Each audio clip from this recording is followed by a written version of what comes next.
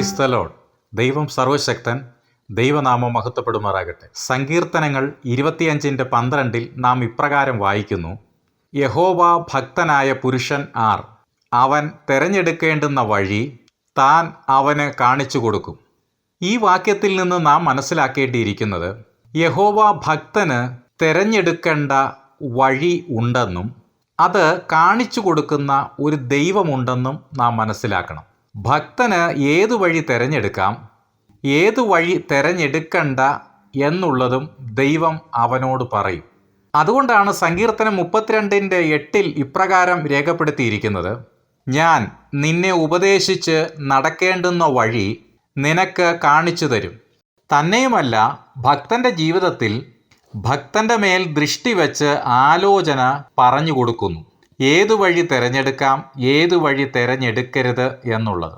അതുകൊണ്ടാണ് യിരെമ്യാ പ്രവാചകനിൽ കൂടെ തിരുവചനത്തിൽ രേഖപ്പെടുത്തിയിരിക്കുന്നത്: യഹോവയുടെ വചനം ദർശിച്ചു കേൾപ്പാൻ തക്കവണ്ണം അവൻ്റെ ആലോചന സഭയിൽ നിന്നവൻ ആർ?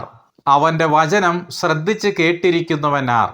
പിന്നെയും യിരെമ്യാ പ്രവാചകനിൽ കൂടെ ദൈവാത്മാവ് സംസാരിക്കുന്നത്: അവർ എൻ്റെ ആലോചന സഭയിൽ നിന്നിരുന്നുവെങ്കിൽ എൻ്റെ വചനങ്ങളെ, എൻ്റെ ജനത്തെ കേൾപ്പിച്ച് അവരെ അവരുടെ ആകാത്ത വഴിയിൽ നിന്നും അവരുടെ പ്രവൃത്തികളുടെ ദോഷത്തിൽ നിന്നും തിരിപ്പിക്കുമായിരുന്നു.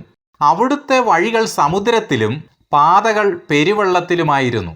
അവിടുത്തെ കാൽച്ചുവടുകളെ അറിയാതെയുമിരുന്നു. സമുദ്രത്തിലും പെരുവെള്ളത്തിലും നമ്മെ വഴി നടത്തുന്നത് അവിടുന്നാണ്. അവിടുന്ന് തൻ്റെ ഭക്തന്മാരുടെ പ്രാണനെ കാക്കുകയും ചെയ്യുന്നു. അതുകൊണ്ട് നാം യഹോവയ്ക്കായി പ്രത്യാശിച്ച് അവിടുത്തെ വഴി പ്രമാണിച്ച് നടക്കാം. എന്നാൽ ഭൂമിയെ അവകാശമാക്കുവാൻ അവിടുന്ന് നമ്മെ ഉയർത്തും. ആമേൻ. ഈ വചനങ്ങളാൽ ദൈവം നമ്മെ ഏവരെയും അനുഗ്രഹിക്കുമാറാകട്ടെ.